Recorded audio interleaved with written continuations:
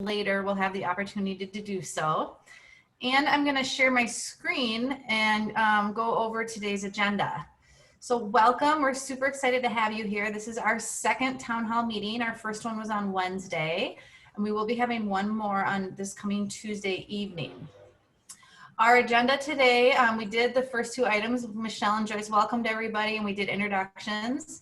I'm gonna go over some high level results from the survey that went out, and then we're gonna have an open forum discussion. I will put you into smaller groups of maybe 3 to 4 people so you can talk about some ideas, and then we'll bring them back to the full group and discuss the ideas. We got some great ideas out of last Wednesday's meeting, so I'm looking forward to hearing the additional ideas from today. So before I go through the survey results, I'm going to launch a quick poll, which is simply to ask how many on the call took the survey. And your options are either yes, no, or what survey. Maybe you didn't get the email or you're unclear. So you just take a minute to respond to that. That will help us know a little bit, the degree of feedback and direction that we want to go today. So great. Fantastic. All right. So it looks like we had about half of you took the survey. About a third of you did not take the survey, and 2 of you are not sure that you got the survey.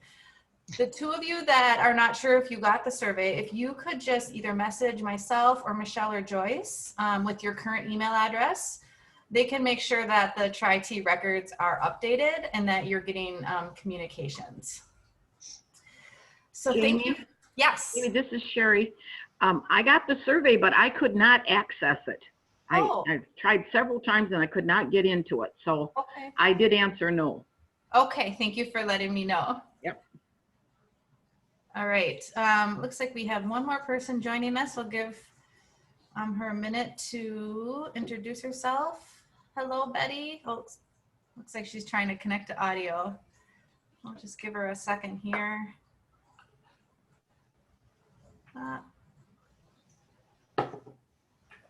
All right, well, we'll come back to Betty after she's connected to audio. So I'm gonna go ahead and share my screen again.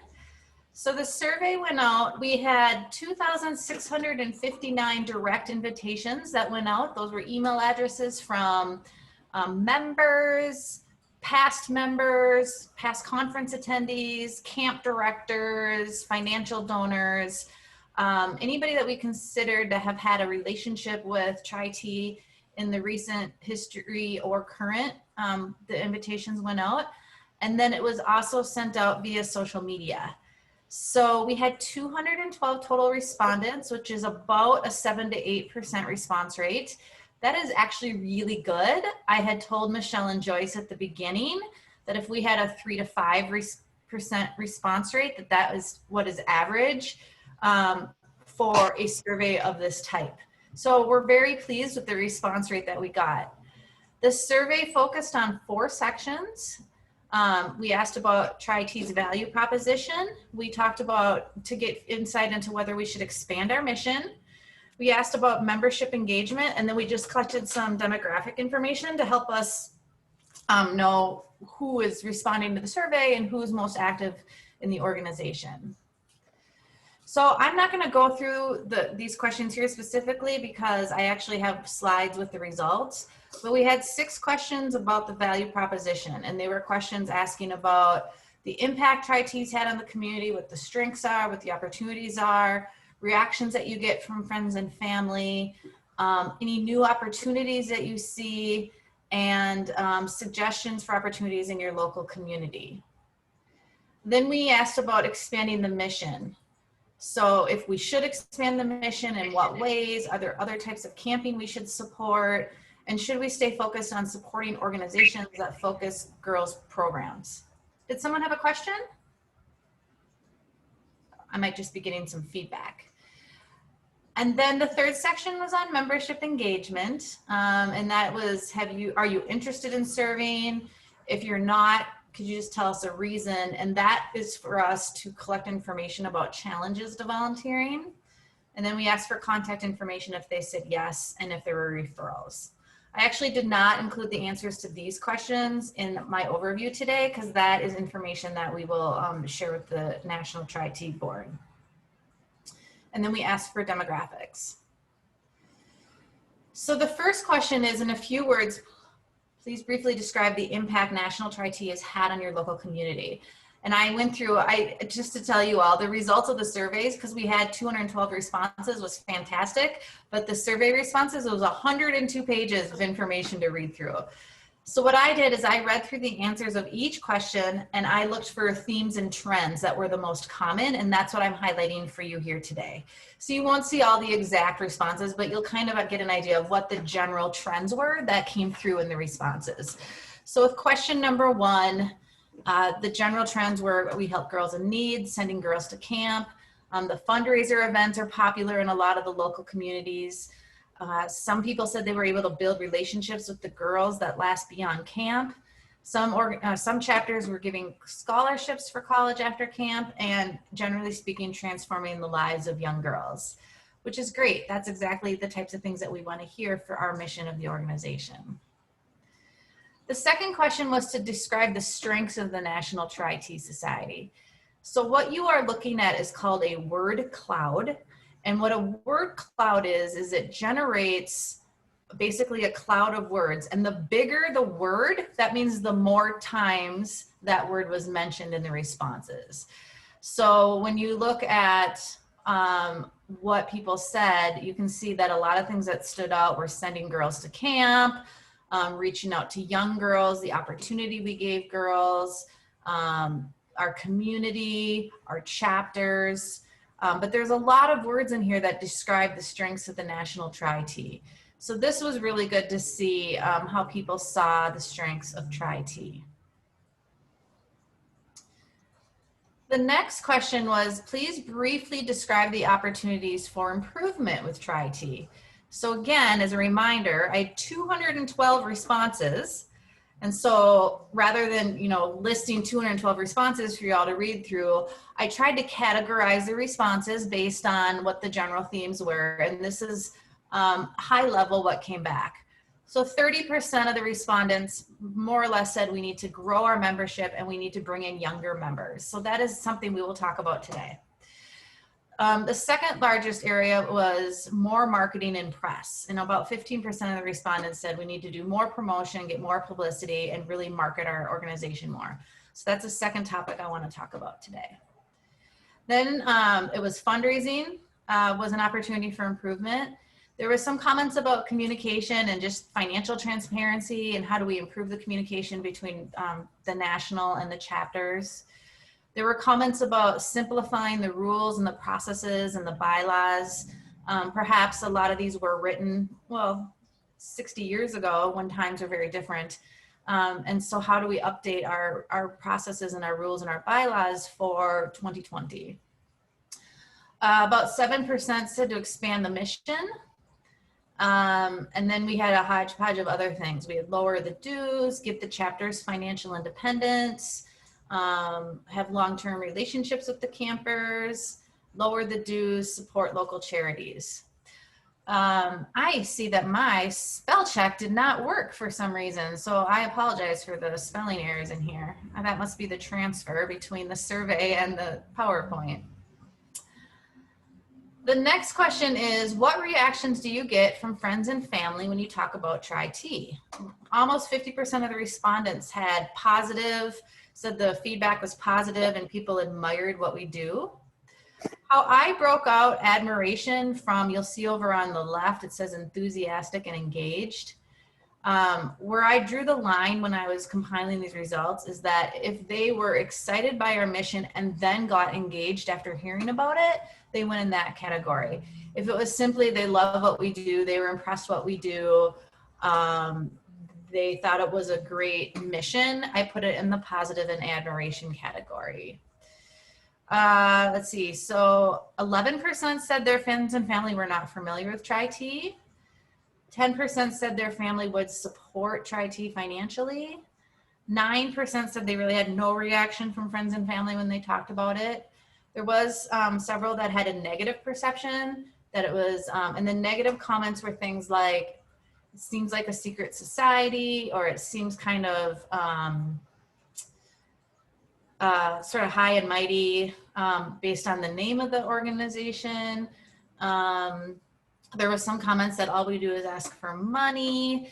So there were some comments about what those negative perceptions were. And then the 8% where it says inquisitive and curious, that is because those people were asked a lot of questions. They wanted to learn, so it went beyond the positive and admiration, but they wanted to learn more about the mission and what we do, and you know, how do you select the camp from girls? And so those were the responses I got, where people were asking more questions about Tri-T. The next question was, please describe any new opportunities you see as possibilities for Tri-T.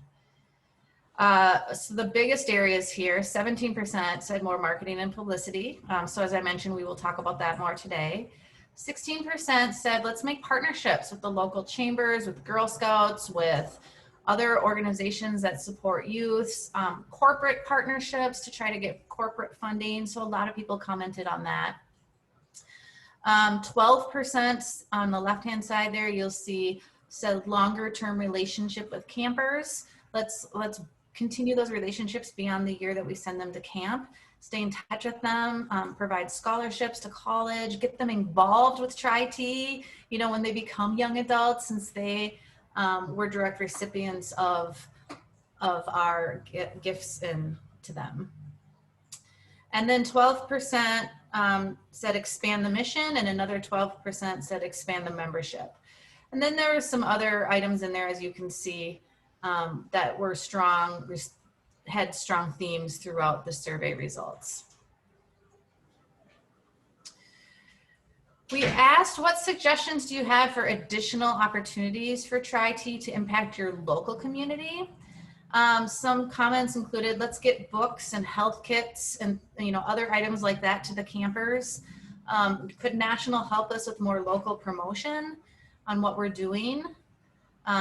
What other camp related support can we give besides the camp itself? Some groups talked about, can we do service projects in our local communities with the Tri-T name as an opportunity for us to give publicity to Tri-T while also giving back to our local community? Can we provide ongoing leadership training and other enrichment activities for our local girls that benefit from the camps? And then could Tri-T National help us build stronger local partnerships in our community? Then we asked, are there other types of camping that we should support? And we got lots of great ideas. And again, I kind of grouped these with the most common ones that I saw the feedback on. So day camps, virtual camps are certainly emerging right now, especially with the pandemic. So is there things that we can do there? Overnight or weekend camps, local camping experiences. Again, more comments about providing ongoing leadership development opportunities for the girls.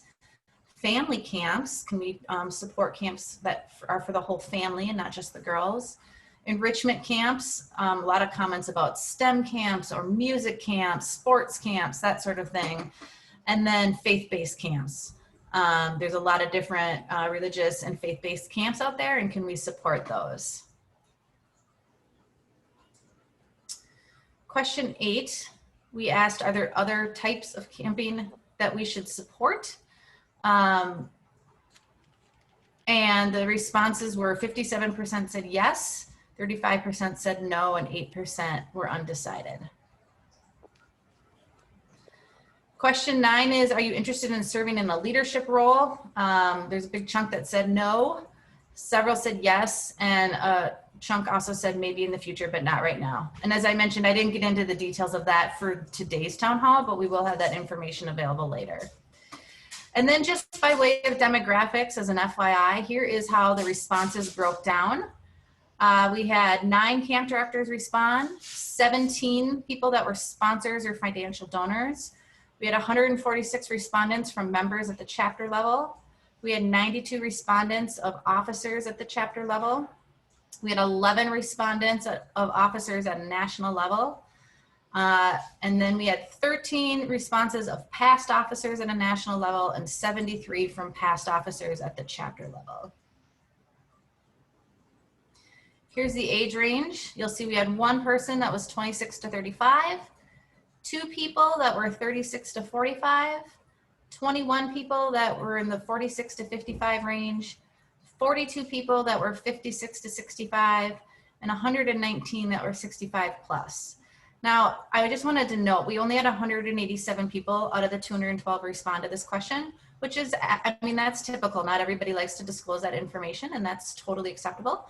But I think this is very illustrative of some of the challenges that Tri-T is facing right now, is that we have a pretty large older demographic actively involved with the organization. And so how do we recruit and get younger members to start getting involved in Tri-T and making sure that our legacy continues to be strong moving into the future?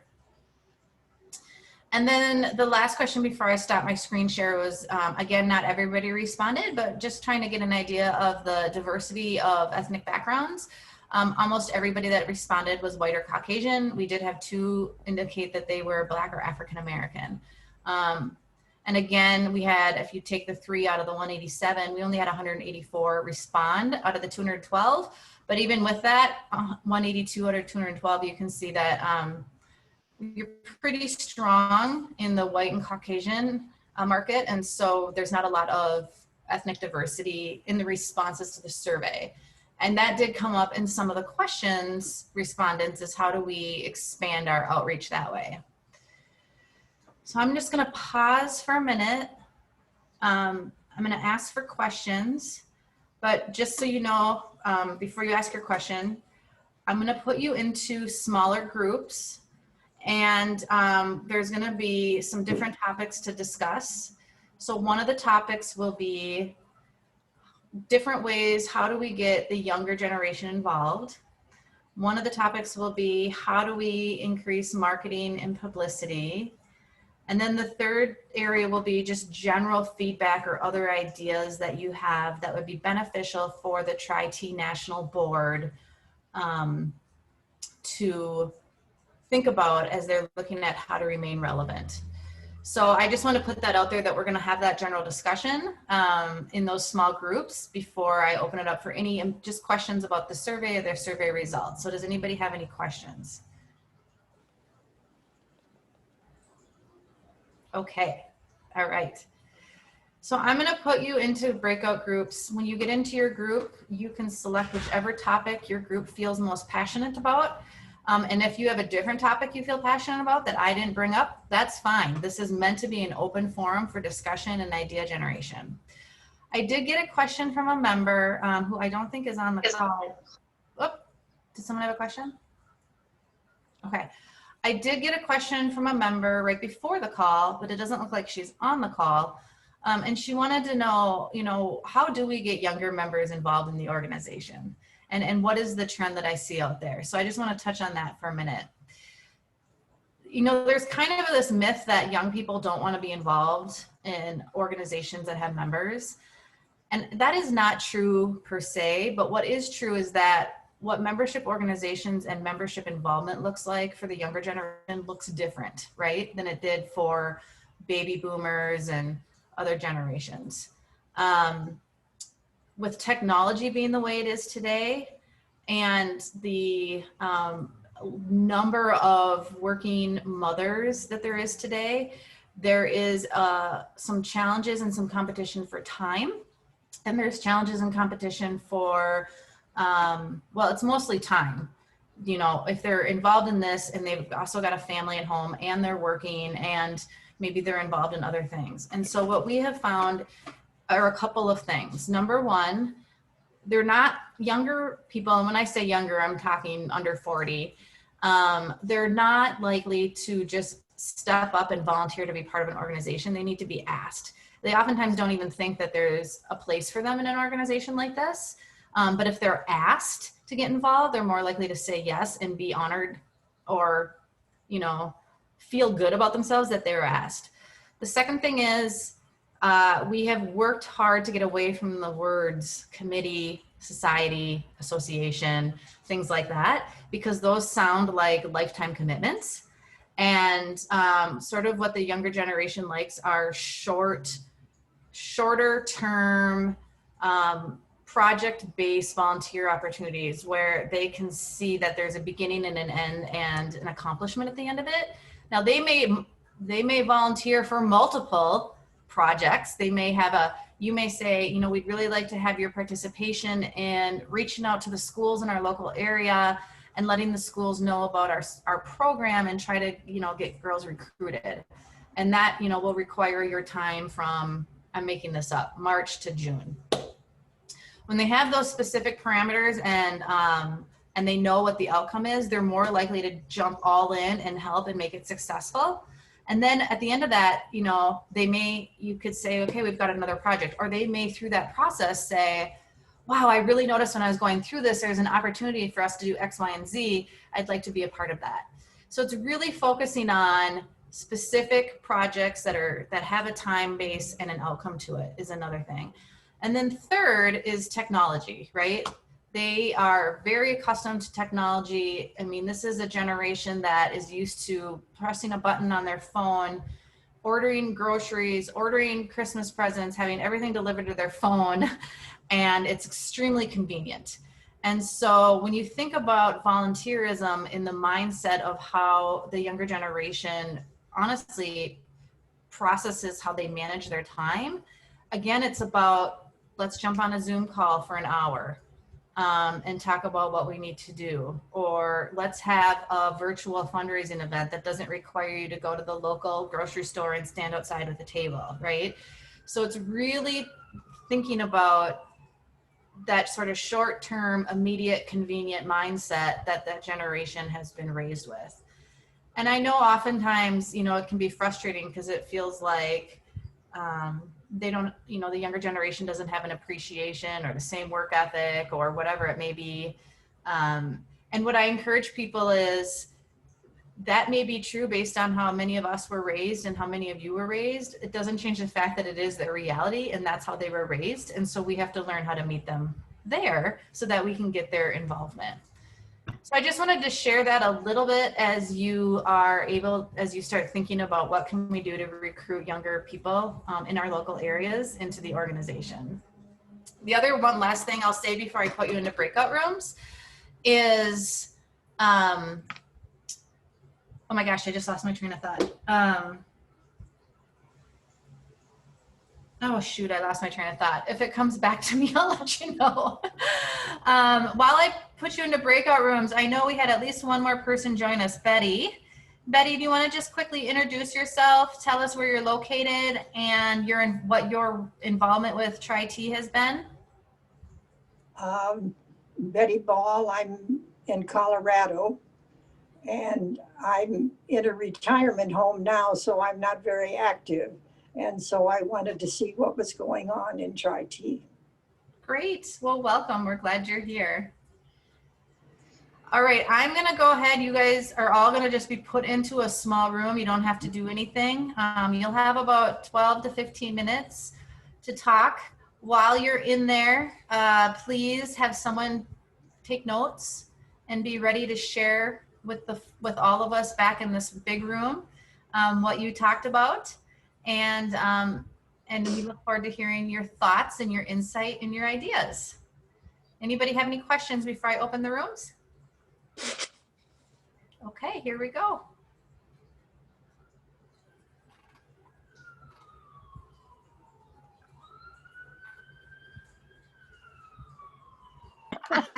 So much We're for that. back.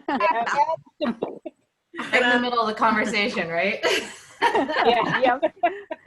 Sorry, Patty. You're right. What you were saying was right, Patty. Okay, good. I was almost done anyway. Well, I am super excited to hear what everybody talked about. So I'm just going to go down the rooms. We'll start with room 1. That was Betty, Linda, Mary, and Patricia. Who from your group is ready to report? This is Patricia. We talked about, possibilities of maybe, supporting a chapter 2 that has younger members. We talked about possibly recruiting mothers of girls we've sent to camp. Sometimes there's something there that they might be interested after they see their daughter, what they've experienced at camp. We talked about the importance of associate members. So maybe, helping with different events. Sort of like you talked earlier about just, a short-term kind of project. And we talked somewhat about fundraising, a little bit about communication, and maybe having a concise brochure at, key points of what TTT is. So we really talked about recruiting younger members. I don't know if any of the other gals that were on the call want to add to anything I talked about. No? I do have a question. We were talking about associate members, and I am not real clear on exactly what the criteria is to be an associate member. Can anyone answer that? Joyce? Okay, unless Karen. Well, the associate member category was designed for exactly the kind of people we're talking about. Women who are intrigued and very supportive of the project, but don't have full membership time to give. So the idea was that they join at a lower rate, first of all, a lower dues rate, and they participate in a minimum number of projects or activities or meetings of their choosing throughout the year. So the idea was to be kind of a gentle, soft landing into TTT. Now I will say that our chapter had an associate, actually we had 2 associate members, I think. Mary, you can, yes, Joyce is saying yes. Yeah, we had 2. And they are both now full-time members, full active members, which was what we were hoping would happen. But it was a gentler entry for them to not feel like they were throwing their lives into full activities and time that they weren't sure they had. So that was the initial idea. Now the question that we sometimes get, and I don't want to belabor this, but sometimes we'll have longtime members who will say, well, can I become an associate member? No, a longtime member can become a sustaining member and have kind of the same soft exit, that sounds very harsh, but it's a way to back away from some of the commitment, becoming a sustaining member, but associate member is only an entry level. Hope that helps. Thank you, Joyce. Anything else from group 1? All right. Thank you. Great ideas. Group 2 was Joyce, Luann, Pamela, and Patty. Okay, you guys, one of you, Luann or Pam, do you want to talk about it? I did take some notes, so I guess Okay, I could good. try to. We were talking more about how to do some looking at a different platform, perhaps, to try to get the younger members. And we talked about making it more fluid, trying to keep it so you would have maybe a steering committee that would coordinate things, but having those small projects that people could get connected with. And because all of us, and we talked about everybody, has less time than we used to. And for the younger people, that's even more so probably, that they have less time. But if we could do a more fluid organization, so you have those projects that are they all lead to our main project of sending our girls to camp, but can be things like follow-up with specific girls, or just being with one girl that you work with, some of those types of things to make it so we can connect more with the younger members. Does that sound good? Joyce, what do you have to offer? Sounds good to me. Yeah, it was kind of, we took the focus of, we already have younger members now, how do we organize the chapter around that situation, which is different than, so we didn't get involved in the recruiting, although that's very important, but more the organization of it. And Patty was mentioning that, just as we were cut off, that this is a change from the historic model of the chapter as a nurturing, bonding thing among members, of seeing each other and being together and attending meetings and all of that, that this would change that. And we have to be aware of that. Whenever you make changes or you're adapting to a new cultural situation, there is loss. And so acknowledging that loss is an important part of being able to then make the change and confront any barriers that come up to making a change. And of course, change is always a risk. You don't know whether it's really going to work or not, but if you know that what you're doing isn't, then you have to, at some point, be willing to take the risk. Great, thank you. All right, room 3, Jennifer, Karen, and Pauline. Karen was our note taker. Okay, so we took the topic of the camping mission. Okay. We discussed that maybe there needs to be a little more flexibility in choosing a camp based on the areas. Jennifer was stating that in her area, they use like Girl Scout camps, and that maybe we should also just basically be more flexible to the area. Okay. Day camps. A lot of parents are having, like in Jennifer's area, they're a little leery to send their girls away. Maybe we need to do something like more day camps at a local area, more virtual camps there. It sounds like the three of us are in areas where we both use school counselors, nurses to help choose the girls. Pauline and I are in areas where, unfortunately, once we get girls, their families move frequently, so it's hard to keep in contact with them afterwards. Okay. Let's see. And we suggested maybe, or we thought maybe it would be nice if we could maybe widen that age gap for the girls to accommodate more for the area and the girls available.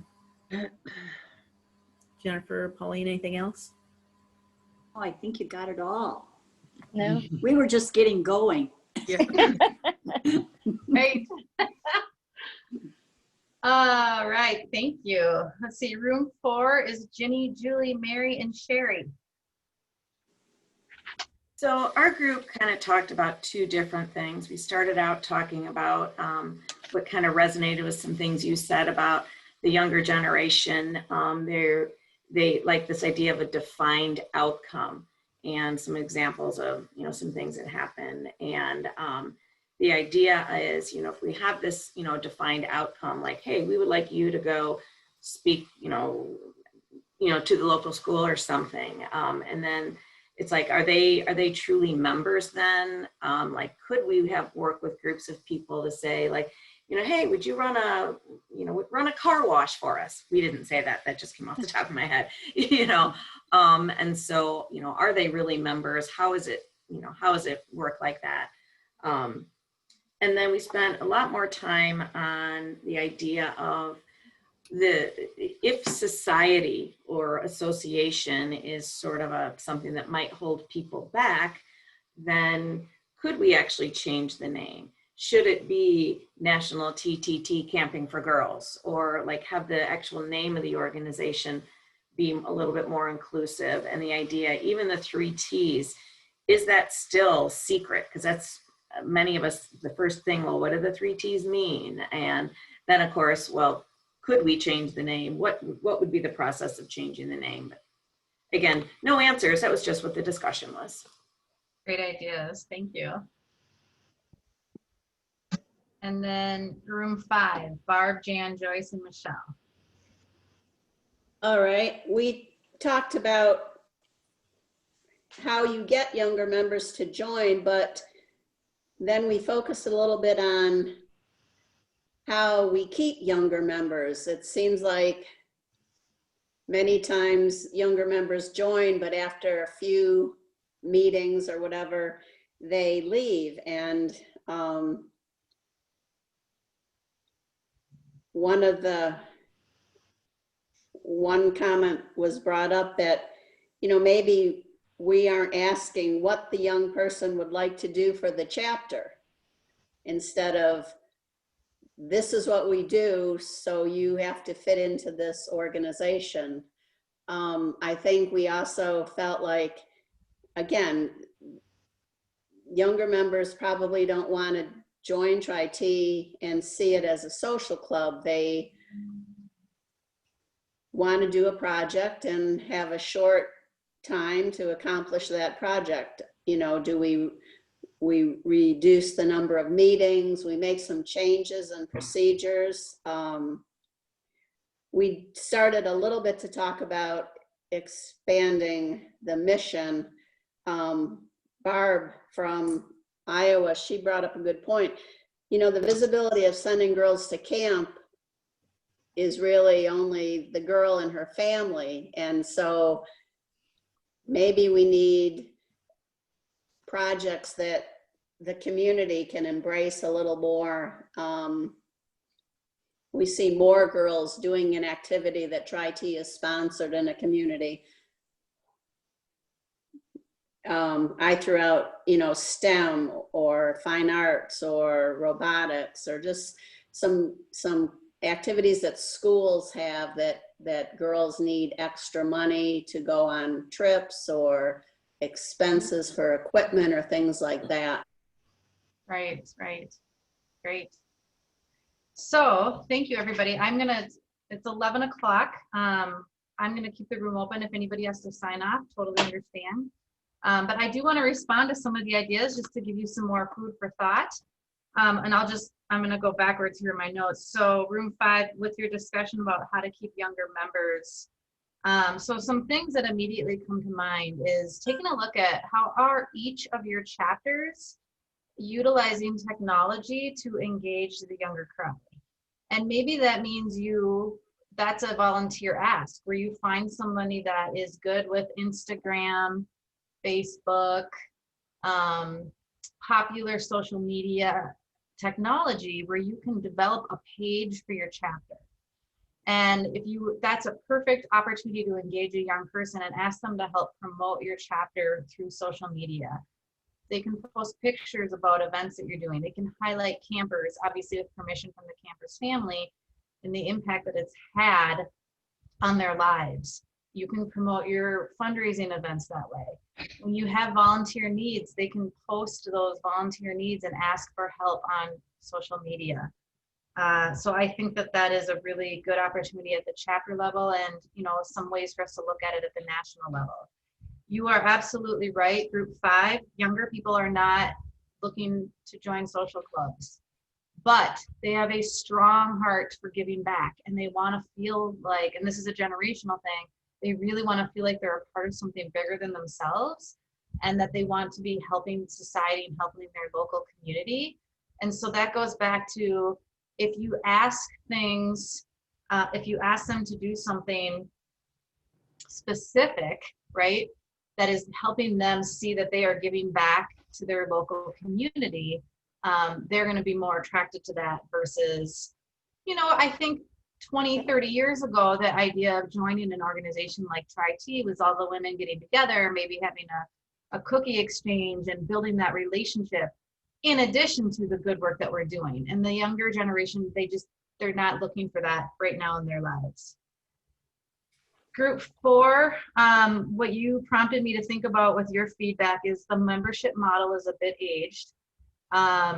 It's interesting, when I started working with Michelle and Joyce on this, I kept using the word stakeholders, and they wanted to change the word back to members, and which is fine because all of you relate to the word members. But what I have been working with organizations on is that because the membership model, the traditional membership model, is kind of outdated, the reason I use the word stakeholders is because everybody has some kind of a connection to Tri-T, and it might not be in the membership format, right? So when you're talking about associate members or regular members or younger members, I will tell you that having to pay money to give to an organization like Tri-T is going to be a drawback, right? Like, being a member is not doesn't have the same, what's the word I'm looking for? It doesn't have the same prestige that it did 20, 30 years ago, right?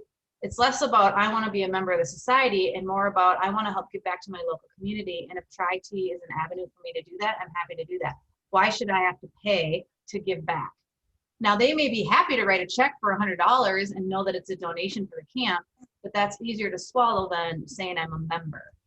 And so really considering what the membership model is, and maybe looking at who are our stakeholders. And by the word stakeholders, I mean who has reason and purpose to be involved with their time, talent, or treasure with Tri-T. And so that's something else I wanted to share. Changing the name, I will say that exact topic came up on Wednesday night's call. There was discussion around that. Again, do we make the name, without changing the mission, but make the name something more, something that people can resonate with more today. Group 3, talking about the camping mission and the flexibility to choose camps based on your local area. Again, I like that a lot, and I was prompted to think about, again, sort of that social media, that Facebook page or Instagram, and how can we promote what we're doing locally more heavily to the younger population, and what does that look like? Room 2 talked about having a more fluid platform for the younger members and just the time constraints. And one thing that prompted to my mind was, what about local mentor programs? And maybe a specific ask is asking a younger 20-something if they would be willing to be a mentor for the young girls going to camp, and they can build that ongoing relationship. I think one of the reasons that Tri-T has struggled over the last 60, 80 years to have those long-term relationships is because we didn't have the technology that we have today, right?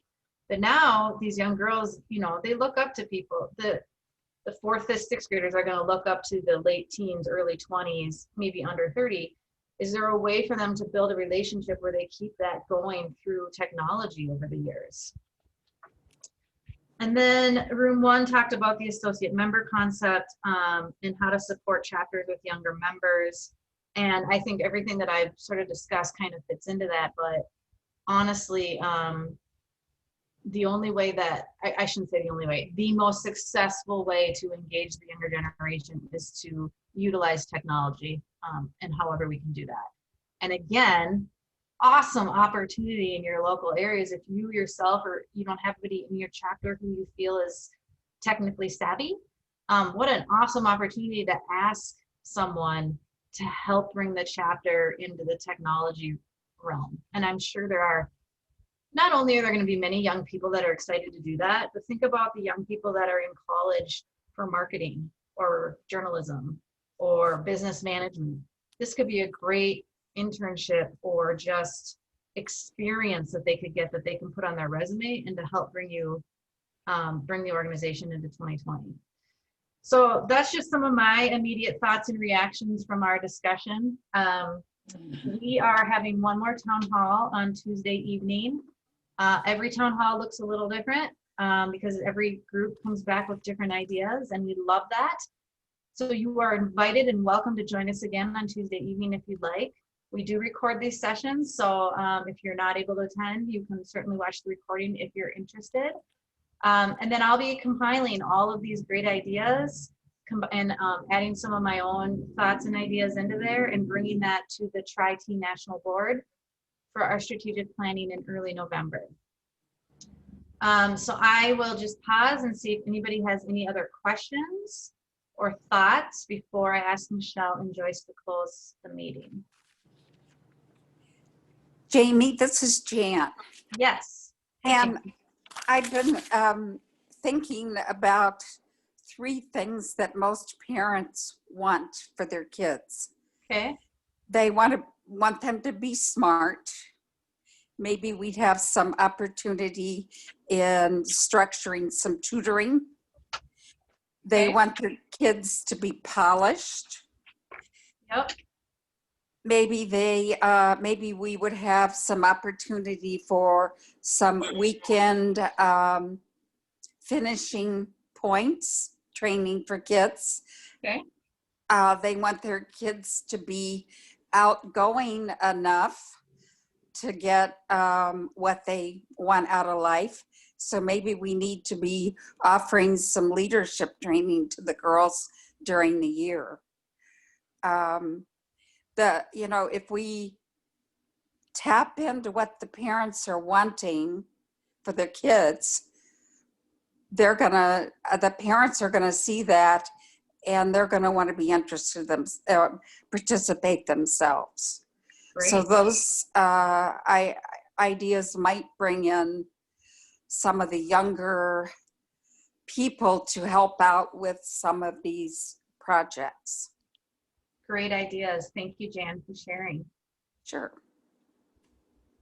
Anybody else have other thoughts or feedback or questions? I see Julie posted in the chat room, where will the recordings be posted? Joyce, are those going to be posted in the members only section of the website? We can do that. That was something I was going to ask you after the meeting today, and what your recommendations are for posting those recordings. And they can be available on the website. They can also go out in an email, which I figured really should happen after the 3 meetings and not one at a time. But I was going to ask you for recommendations about that. What do you think would be best? I think that, however, I don't know how many people actively go to the website to access it. Certainly an email. If you send out an email reminder, here's my recommendation. If you send out an email reminder for Tuesday's town hall, kind of a last minute registration, and then say in there, you can see the recordings from the first 2 town halls at this link. You could just put the link in to the recordings. That would probably work, and then still post them on the website. Okay. Sounds good. Julie, that sound okay to you? Do you have any thoughts about it? Okay. And then Joyce Rutherford Donner had 2 feedback mentioning an exit interview type discussion with younger members would be that leave is great. I like that. And then just whether or not the associate member dues is a stumbling block, which, as I mentioned earlier, can be a stumbling block, right? Like it's a lot. There's a mentality around, why do I have to pay to be a member if I'm willing to give you my time to support your organization? And I think my point on that is, if we can't go back, if you become an active member and then something happens and you don't have enough money to continue at $45. Oh, right. There's no way to go back to that $20 level. Oh, I see what you're saying. Okay. Yeah. Okay.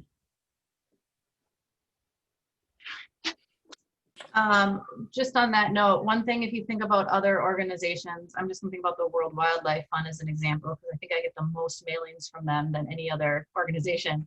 Yeah. But they just ask for donations to support, and instead of calling it, they may call it a member, but they might say, like, at the $50 level, you get this. At the $100 level, you get this, and this could be a sticker saying that you're a supporter of the World Wildlife Fund. Just really inexpensive things.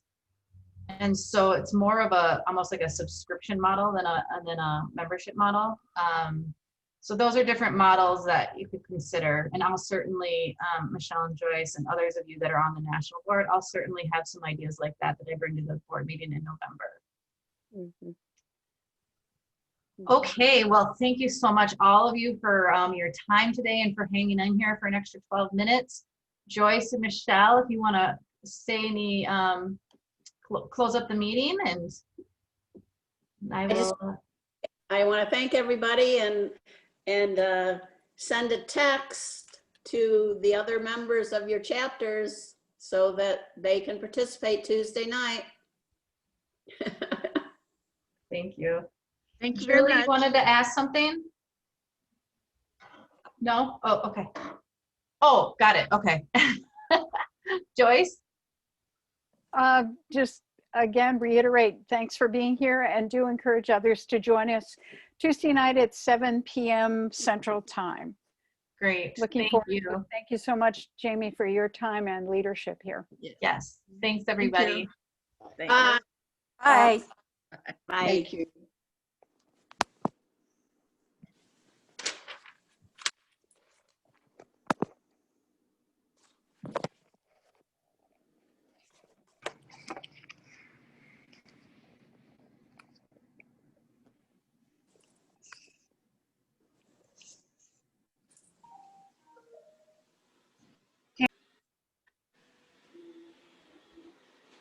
All right. Hi, Jamie. I'm on the National Executive Board with Joyce and Michelle, and just a couple things that really jumped out at me that I didn't want to say in front of everybody at this point is I know something on the survey mentioned, bylaws, like they're stupid and they're all and we've talked a lot about that. And I guess my question is there an organization